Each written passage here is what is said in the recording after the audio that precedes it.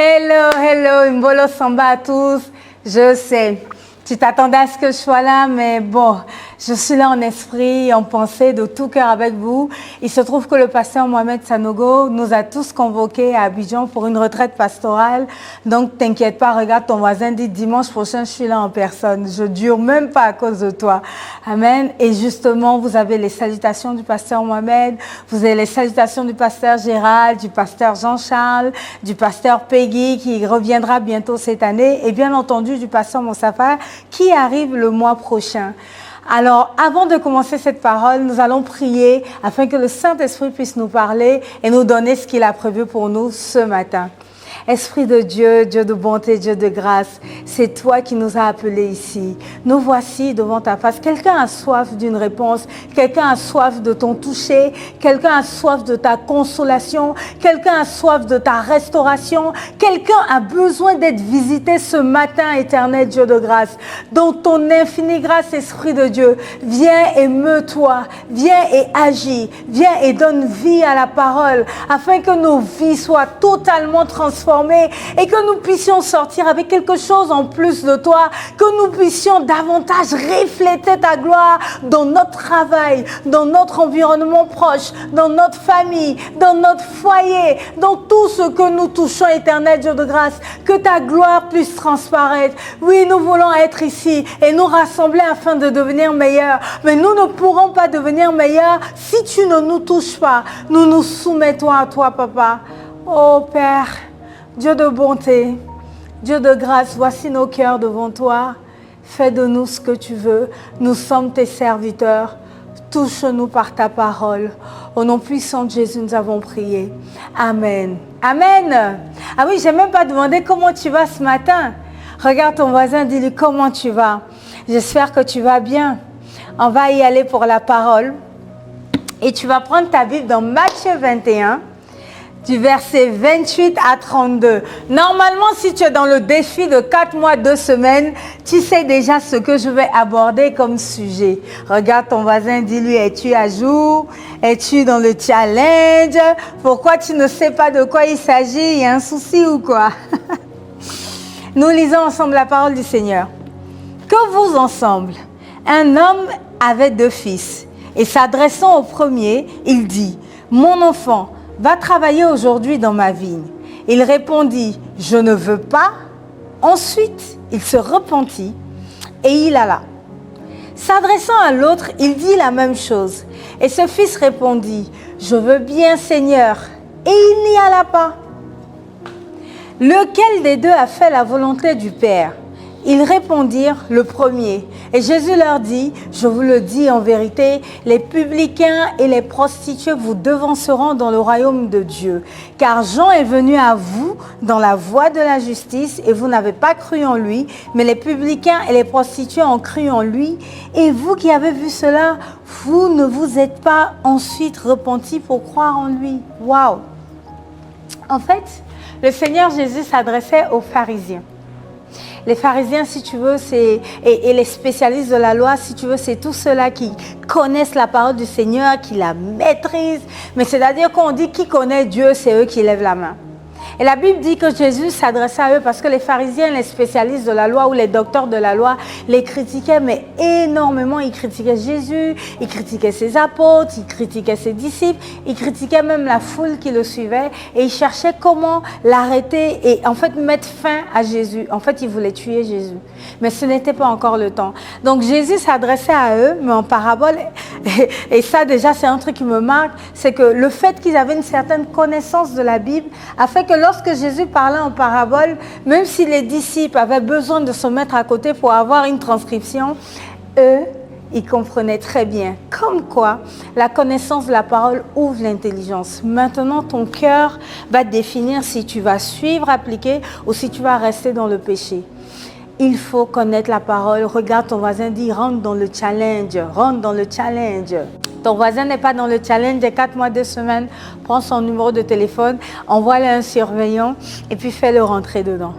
Donc Jésus s'adresse en fait aux pharisiens, il donne une histoire qui moi m'a touchée énormément.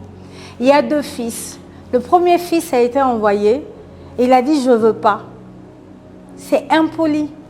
Quelqu'un aurait dit, mais petit, comment tu dis non à ton père? Tu sais, en Côte d'Ivoire, ils ont même créé un concept où ils disent, c'est non qui envoie palabre. Si je dis oui, ça fait quoi? C'est dangereux de penser ainsi. Combien de fois tu dis oui, comme le deuxième fils qui a dit oui et qui ne l'a pas fait? Combien de fois tu dis oui à Dieu et tu ne le fais pas? Et quand Jésus tire la conclusion, il dit lequel des deux fils a fait la volonté de son père? C'est le premier qui a dit non mais qui s'est repenti. Chaque fois que tu viens à l'église, il y a une parole que Dieu te donne qui te touche. Certains sont encore dans des problèmes de concubinage. Oui, je sais, je m'adresse encore aux hommes. Cette année, je veux que vous épousiez les sœurs en Christ qui sont à domicile. Marie-toi, épouse-la, va à la mairie. Si la tradition est trop chère, négocie. Épouse-la rapidement à la mairie et programme déjà le mariage traditionnel. Mais tu ne peux pas rester avec l'enfant d'autrui comme ça, sachant que vous deux, vous êtes dans le péché. C'est toi l'homme. C'est toi qui dois prendre les responsabilités et tu es assis. Anyway, j'avance. Chaque fois que tu viens à l'église, tu entends une parole qui te touche, qui te fait quelque chose. Et tu dis, oui Seigneur, je ne fais plus. Oui Seigneur, j'arrête de mentir. Oui Seigneur, j'arrête avec l'impudicité. Oh Seigneur Jésus, me voici devant toi. Oh papa, j'ai encore péché. Nyambi fumu. Ah, tatmani wangu mudikulu. Tu pleures de toutes les lamentations de ton corps. Et le lendemain, tu reprends exactement les mêmes choses. Si c'est le péché de l'impudicité, tu reprends. Si c'est le péché du mensonge, tu reprends. Si c'est le vol, tu reprends. Si c'était la décision de venir tous les dimanches et tous les mercredis et en plus aller en famille d'honneur pour le challenge de 4 mois, 2 semaines, tu recontinues ta vie comme si de rien n'était. Sais-tu que malgré le fait que tu te sois vraiment, j'ai envie de te dire, livré en spectacle devant tous, tu sais que ça ne fait rien? Tu sais que ton cas est pire que celui-là qui est resté indifférent pendant la parole du Seigneur? Combien de fois Dieu t'a déjà touché en ouvrant directement ta Bible, en écoutant un enseignement, en venant à l'église, au travers de l'adoration, et tu te maintiens dans cette même situation d'égarement. Tu sais que tu es dans le faux, tu sais que tu es dans le péché, mais tu es assis. Et tu dis, oui Seigneur, je vais te servir. Oui, je vais faire. Oui, mais tu ne fais pas. Tu es comme les pharisiens et les docteurs de la loi. Ça veut dire que quoi? Si tu étais à l'époque de l'arrivée de Jésus, tu serais dans le camp de ceux qui sont en train de lutter contre le Christ, qui sont en train de lutter pour qu'on l'arrête. Est-ce que tu te rends compte de la position que tu occupes dans le royaume des cieux? Tu fais partie des persécuteurs. Tu fais partie de ceux qui, la nuit, quand ils ont un problème, veulent que Jésus prie pour eux. Et puis, dès que Jésus a guéri l'enfant, dès que Jésus les a guéris, pouf, tu es passé à autre chose. Tu sais, il y a un truc qui me fait souvent rigoler. Mais quand je regarde et quand je lis la Bible, comment la foule le suivait de partout. Et la même foule se retrouve à crier, tuons-le, tuons-le, tuez-le, crucifiez-le, crucifiez-le. Et attends! Quelqu'un qui a ressuscité des morts devant vous. La personne était déjà morte. Le corps était pourri. C'est avéré que Lazare était mort. Tout le monde l'a su. À cette époque, il y avait ce qu'on appelait le réseau direct, c'est-à-dire le bouche à oreille. Tout le monde savait que Lazare avait été mort et que le corps sentait déjà. Celui-là qui a ouvert, c'est-à-dire qui a fait ouvrir son tombeau. Celui-là qui a ressuscité Lazare. Vous voyez que Marie était tout le temps avec lui, un témoignage vivant. C'est celui-là qui vous donniez des soufflets. La Bible dit quoi? Qu'on le giflait et qu'on lui disait, devine qui t'a giflé. Ça veut dire qu'on te tape de partout. Celui-là qui devant vous a fait voir les aveugles, vous l'avez tapé, demandez à ce qu'il soit crucifié. Mais tu penses que si toi tu avais été à cette époque, tu penses que tu aurais été parmi les apôtres et les disciples qui suivaient de loin? Dès lors que tu prends un engagement avec Dieu, que tu ne le fais pas, tu es semblable à ce pharisien-là, tu es semblable à ce docteur de la loi. Parce que la parabole était directement adressée à eux. C'est ce que tu fais à chaque fois que tu retournes aux choses que tu es censé avoir vomi. Ils ont vu Lazare ressusciter. Ils ont vu le mendiant guérir, retrouver la vue. Ils ont vu des lépreux retrouver la pureté de leur peau. Et malgré cela, ils étaient en train de crier, crucifiez-le, tuez-le, Chaque fois que tu retournes au péché, chaque fois que tu ne respectes pas la décision que tu as prise de marcher avec Christ, tu es pareil à celui-là qui est dans la foule, celui-là qui est dans la foule et qui crie tuez-le, crucifiez-le. Tu es semblable à ce fils qui n'a pas fait la volonté du Père. Oui, il s'agit de toi, il s'agit de moi aujourd'hui. Chaque fois que tu sens que Dieu est en train de t'appeler à un changement et que tu y renonces pour retourner à ta même vie, tu le crucifies. En fait, tu ne le crucifies même pas, tu fais partie de ceux qui l'accusent à tort. Tu fais partie des pharisiens, tu fais partie des docteurs de la loi, tu fais partie de ceux qui complotent contre le Christ. Tu fais partie de ceux qui oublient les miracles qu'il a fait pour eux. Tu fais partie des ingrats. Tu fais partie des assassins. Regarde Judas. Là, je veux prendre un autre cas. Parce qu'il y a quelqu'un qui est dans l'assemblée qui est en train de se dire « Ah, ça c'est pour ceux qui sont charnels.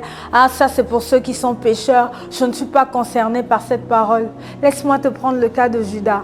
Et la com va m'aider en mettant le verset. Est-ce que tu sais que Judas était celui-là qui gérait la caisse de l'église, de la communauté de Jésus? Est-ce que tu sais qu'on a découvert après, l'un des apôtres a dit que de temps à autre, Judas se servait dedans? Est-ce que tu sais que Judas se plaignait de la gestion de Jésus des finances? Il avait tout un groupe avec lui. Le cas le plus palpable, c'est lorsque la pécheresse, comme diraient certains, ou Marie de Magdala, comme diraient d'autres, est venue briser le vase d'albâtre aux pieds de Jésus. Alors j'ai fait des recherches, le vase d'albâtre aurait une valeur entre 1,2 million et 1,6 million en francs CFA. Donc c'est énorme. La Bible dit quoi? Que Judas s'est assis avec certains pour dire que mais non, c'est du gâchis. Il n'aurait pas dû accepter ça. On aurait pu revendre ce parfum et puis le donner aux pauvres. Bonne action. Il critiquait la gestion de Jésus. Toi qui sers dans l'église, qui critique la gestion du responsable, qui critique la gestion du pasteur, tu es concerné au même titre que celui-là qui se retrouve à retomber dans le péché. Et ton péché est pire. Parce que qu'est-ce qui s'est passé? Satan a pu entrer en Judas parce qu'il servait à côté de Jésus et qu'il critiquait les décisions et la gestion de Jésus.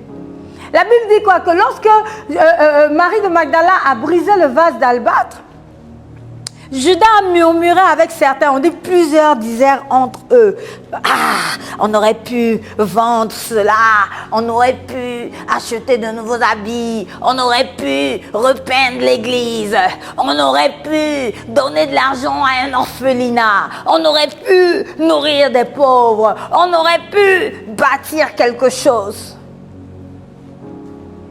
Et la Bible dit que suite à cette action, Jésus ayant entendu ce qu'ils pensaient et ce qu'ils disaient, il leur a dit, non, ce qu'elle a fait est bien. Elle l'a fait pour ma sépulture. Autrement dit, elle a déjà embaumé mon corps. Autrement dit, elle m'a déjà préparé à passer à la croix. Elle m'a donné la force nécessaire pour mourir à la croix.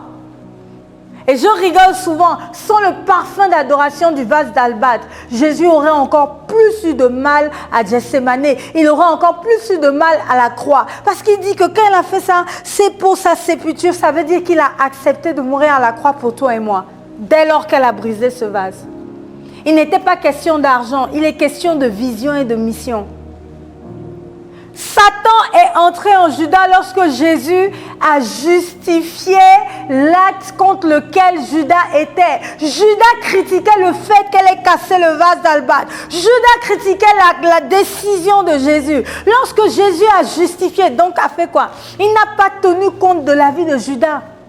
Combien de fois es-tu frustré quand à l'église on ne tient pas compte de ton avis, quand ton responsable ne tient pas compte de ton avis, quand ton pasteur ne tient pas compte de ton avis? Il y a un petit « Ah !» Sache que c'est la plus grande porte d'ouverture pour laisser le diable entrer en toi. Le diable est entré en lui. C'est suite à cela, l'affaire de trop. Il s'est dit « Ah non, la goutte de trop !» Suite à cela, il allait tout de suite s'asseoir chez les pharisiens et les docteurs de la loi ou les spécialistes de la loi, ça dépend de la version que tu regardes, pour leur dire, s'il vous plaît, vous voulez quoi? Je vous le livre, donnez-moi 30 pièces d'argent. Regarde comment Judas a perdu, c'est-à-dire Satan est entré dans lui. On dit, maudit soit celui par qui le scandale vient. Oh! Maudit soit celui par qui le scandale vient. Tu n'es même pas dans le péché, tu es maudit. C'est pire.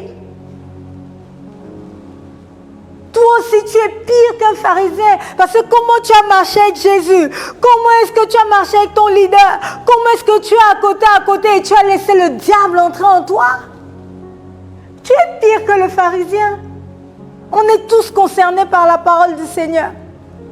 Contrairement au premier fils, qui lui, en fait, quand il a dit non, il y a eu comme, tu vois, une remise en question.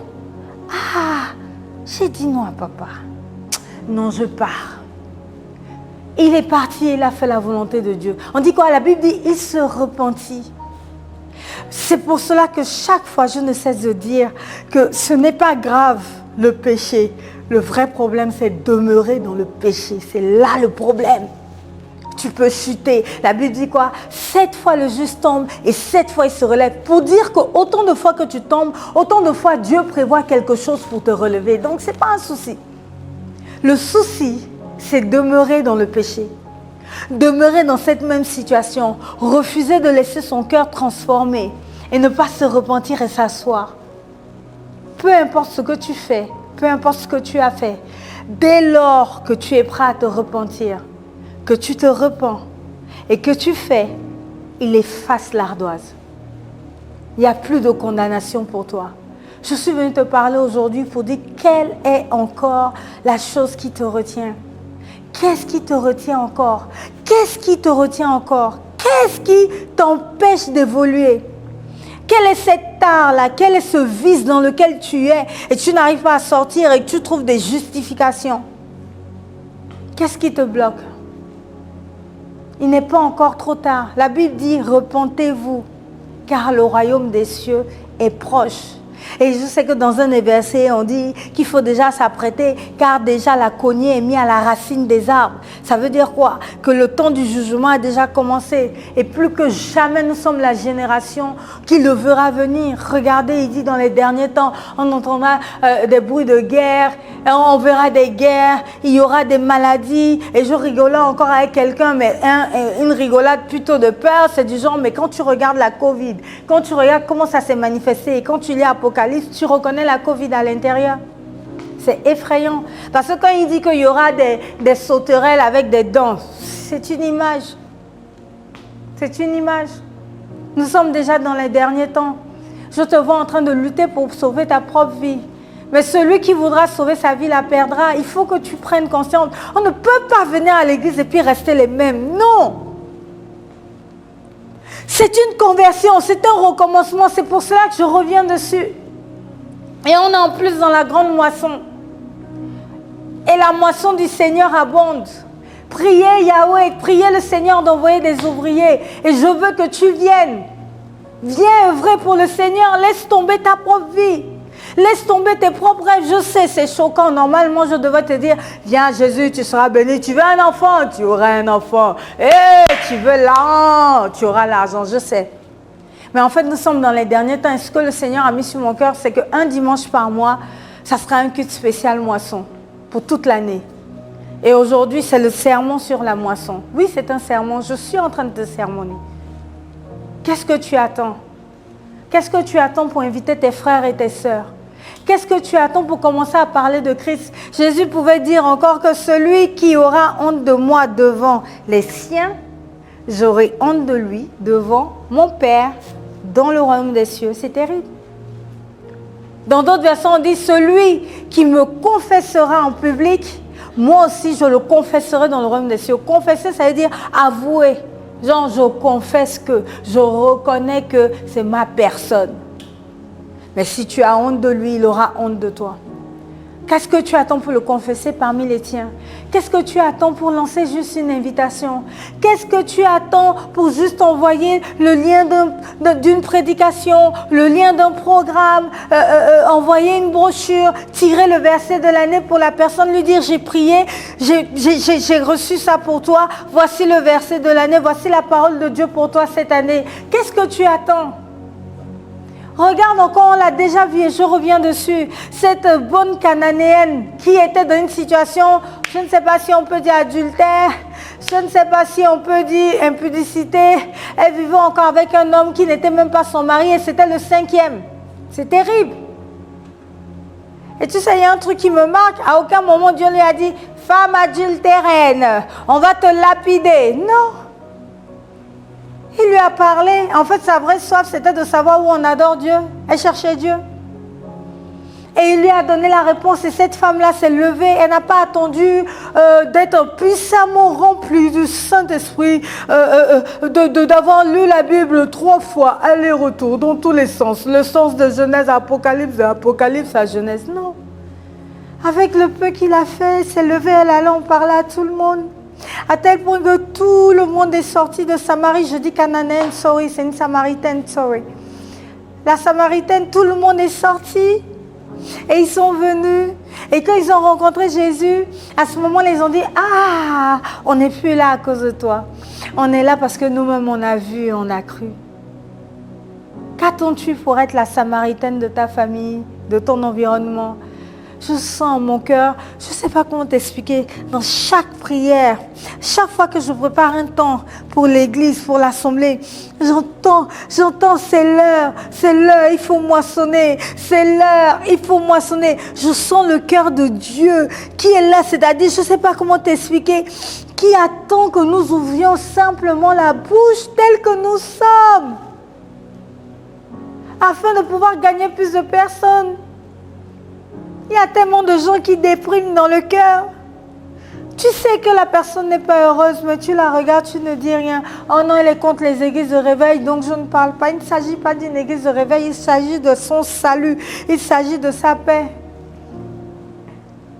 Tu laisses les gens s'enfoncer. Et je veux parler particulièrement à quelqu'un. Il y a quelqu'un à côté de toi qui est sur le point de se suicider. Je prie afin que le Saint-Esprit t'ouvre la pensée pendant que je parle. La personne est sur le point de se suicider. Va vite lui prêcher l'évangile. Fais tout ce qui est en ton pouvoir, à ta portée de main, pour que le Saint-Esprit puisse se saisir de cela et épargner en fait la vie de cette personne et éviter un drame. Va et parle. Ne te tais pas. Parle. Et tu verras que quand tu vas parler, l'Esprit de Dieu va accompagner ce que tu dis. Oui, je te parle à toi, évangéliste du Seigneur. Il est temps de te lever. Il est temps de te repentir comme ce fils qui avait refusé la mission. Il est temps de parler de Christ autour de toi. Je n'ai pas dit d'aller dire, oui, je suis saint, voilà moi-même. Non, du genre, je dis toujours, même moi-même quand je prêche, je dis, on est tous dans les Shabbats, chacun se cherche. Tôt ou tard, on va s'en sortir. Mais dire que, regarde, j'ai remarqué que vraiment déjà avec le peu que je fais, voilà ce que Jésus fait pour moi. Viens. Un peu, ça va aller. Avec le peu que tu as, apporte l'évangile. Sinon, tu deviens exactement comme celui-là qui a reçu un talent. Et tu sais qu'est-ce qu'il a fait? Il allait l'enterrer. Il dit, je savais que tu étais méchant et dur, que tu moissonnais ou tu n'as pas semé et tout. Tu deviens exactement comme ça. Ah, moi, depuis là, je suis à l'église, hein. Mais depuis là, Dieu ne me donne pas le mari, il ne me donne pas l'enfant, il ne me donne pas le travail. Et oui, on se moque même des saints en Christ. On dit, oh, si tu vas là-bas, ils vont vouloir t'épouser, hein. C'est terrible. On nous caricature avec le mariage. Il n'y a pas que ça dans la vie, je suis désolée. Il n'y a pas que ça. Tu fais exactement comme celui qui a enterré le talent. Oh, Dieu, depuis là, ne m'a pas béni. Si quelque part, je veux parler de lui. Tu enterres le talent. Tu juges Dieu. Tu estimes qu'il ne t'a pas donné ce que tu veux. Que tu as prié, que tu t'es sanctifié, que tu l'as subi. Mais tu n'as rien. Tu es en train de le qualifier au même titre que celui qui a dit tu es méchant, tu moissonnes ou tu n'as pas semé, tu amasses ou tu n'as pas vanné. C'est terrible. Est-ce que tu te rends compte? Tu es en train de qualifier Dieu de qualificatifs négatifs. Tu parles méchamment de Dieu en ton cœur. Il ne m'a pas béni. Il ne me bénit pas. Il donne aux autres. Il ne me donne pas. Ah, moi, cette affaire de Jésus, je suis en train de regarder. C'est que si je continue à venir, parce que moi, je ne connais pas les fétiches. Je ne connais pas autre chose. Mais au fond de ton cœur, tu boudes. Tu es comme celui-là qui a enterré le talent. Tu t'en rends compte? Alors qu'autour de toi, il y a des gens qui vivent pire. Mais tu es tellement focalisé sur toi, sur tes propres envies. Tu es tellement égocentrique et égoïste et un peu narcissique que tu n'arrives même pas à regarder au-delà pour comprendre qu'il y a des âmes à gagner. Tu enterres le talent au même titre que ce serviteur mauvais. Tu juges Dieu et le qualifies négativement au même titre que celui qui a enterré le seul talent qu'il avait. J'ouvre les yeux. Je prie que le Saint-Esprit puisse venir toucher chacune des personnes présentes. Il s'agit de toi, pas de ton voisin, pas de ta voisine. C'est de toi qu'il s'agit. Repens-toi avant qu'il ne soit trop tard. Reviens sur le chemin de la vérité. Tu es en train de juger Dieu. Tu es en train de critiquer Dieu. Tu es en train de mal parler de Dieu. Et en plus, tu t'assois sur le seul talent qu'il t'a donné. Et quoi? Tu veux qu'il te bénisse? Tu lui donnes quoi? Non, seriously, tu lui apportes quoi? Ta présence est égale à ton absence dans le royaume des cieux. Même fléchir les genoux pour prier pour ton pays, tu ne le fais pas. Ta présence est égale à ton absence dans le royaume des cieux. Ta conversion n'a rien apporté. Ça ne chauffe pas, ça ne fait rien. Ressaisis-toi avant qu'il ne soit trop tard. Relève-toi. Relève-toi. Va déterrer ce talent que Dieu t'a donné. Va déterrer ce talent que Dieu t'a donné et fructifie-le. Et la Bible dit quoi? Il fallait même le donner à la banque pour qu'il y ait des intérêts. La banque, c'est investir dans quelque chose qui va te rapporter des intérêts. Qu'est-ce que la banque fait? Quand tu donnes ton argent à la banque, elle peut l'investir dans certains fonds et ça rapporte encore plus d'argent. Elle fait un prêt à un autre qui a besoin de monter un business. Il rembourse avec intérêt. Donc, sans travailler, le fait que tu aies mis ton argent à la banque, aujourd'hui, c'est par un compte épargne que tu peux le ressentir. Si tu ouvres un compte épargne, si tu mets, je dis n'importe quoi, 100 000 francs, chaque année, il y a des intérêts en plus pour toi, donc tu gagnes plus. Tu peux faire comme certaines personnes qui, j'ai envie de dire, ils achètent des dividendes, ils ne travaillent pas et ils sont assis. Et quelle est ta banque? C'est simplement le fait d'inviter une personne à l'église. Là, tu n'as pas à l'évangéliser, tu n'as pas à faire le suivi de son âme. Tu l'invites juste, c'est une banque. L'église est une banque pour toi. Va déterrer le talent, car à celui qui n'a pas, on notera même le peu qu'il a. Relève-toi, relève-toi. C'est fini le temps de l'égocentrisme où tout est basé sur toi. Je veux l'argent, je veux la promotion, je veux le travail, je veux le mari, je veux la femme, je veux les enfants, je veux voyager, c'est bon. Il est temps de faire fructifier le talent que Dieu t'a donné. Il n'est pas encore trop tard, tu peux te repentir. Il n'est pas encore trop tard. Et je sais que le Saint-Esprit t'a parlé, que ce soit au travers de l'exemple des pharisiens, que ce soit au travers de l'exemple de Judas, que ce soit au travers de l'exemple de celui-là qui avait un seul talent, et qui critiquait le Seigneur. Qui es-tu? Es-tu un pharisien ou un docteur de la loi? Es-tu un Judas? Es-tu un serviteur mauvais et méchant qui sera jeté dans le feu qui ne s'éteint point? Ou es-tu ce fils-là qui a dit non et qui après est revenu sur ses pas et a dit oui et a fait la volonté de son Père? Le Seigneur te parle aujourd'hui et il s'adresse à toi. La balle est dans ton camp. La balle est dans ton camp. Choisis le chemin de la vie. Choisis le chemin de la vie. Choisis le chemin de la vie. Car large et spacieux est le chemin qui mène à la perdition, la porte qui ouvre, le chemin vers l'enfer. Mais étroit est la porte étroite, et resserré le chemin qui mène au ciel. Quelle est la voie que tu suis? Quel est ton choix ce matin? Veux-tu continuer à marcher comme ça et là, ou veux-tu donner ta vie à Christ? Donne ta vie à Jésus-Christ. Il dit, venez à moi, vous tous qui êtes fatigués et chargés, et je vous donnerai du repos. Et il ajoute que son joug à lui est doux et qu'il est humble de cœur. Mais il y a un joug à porter. Le joug, c'est une obligation. Ça veut dire que tu perds ta volonté.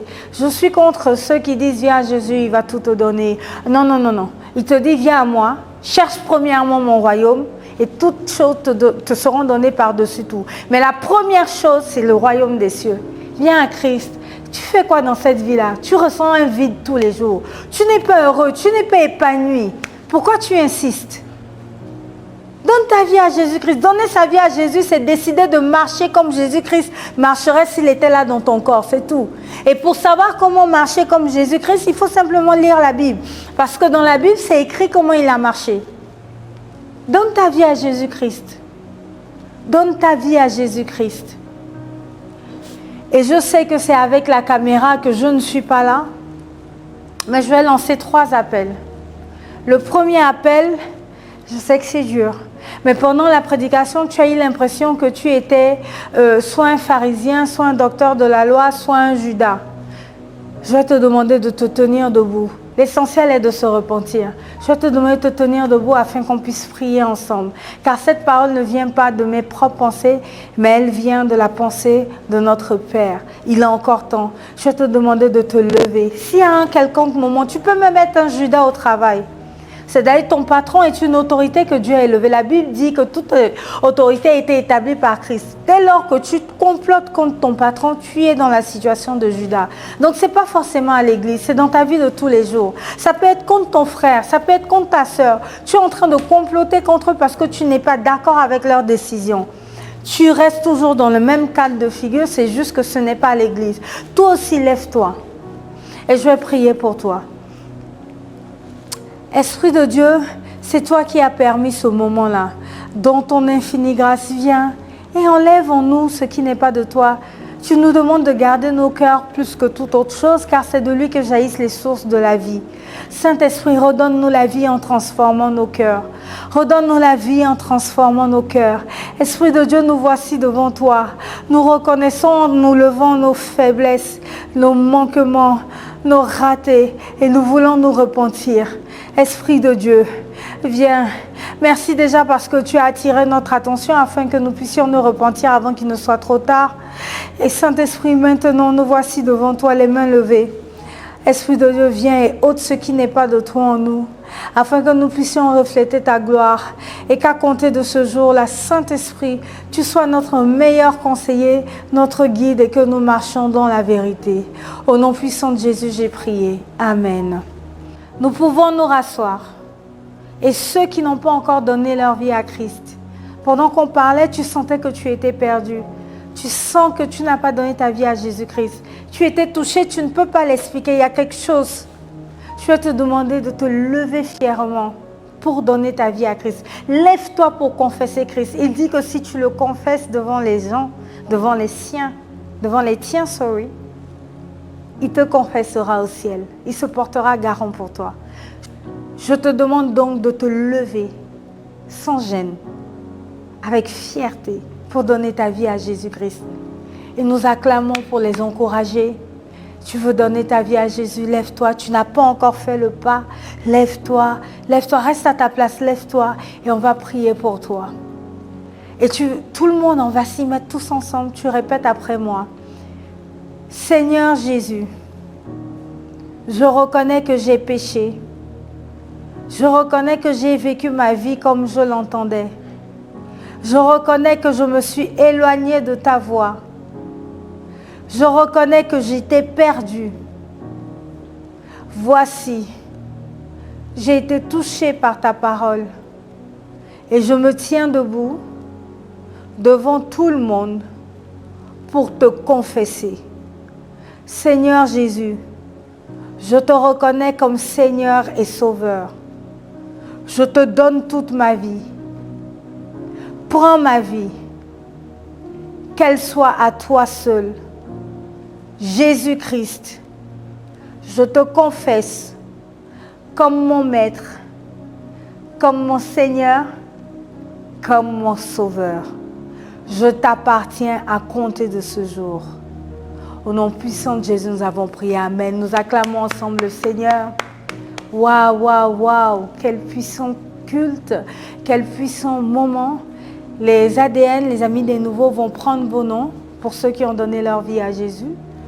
Et dans la semaine, ils vont vous appeler pour qu'on puisse voir comment ça se passe, vous aider à passer par les eaux du baptême et vous accompagner si vous avez des questions.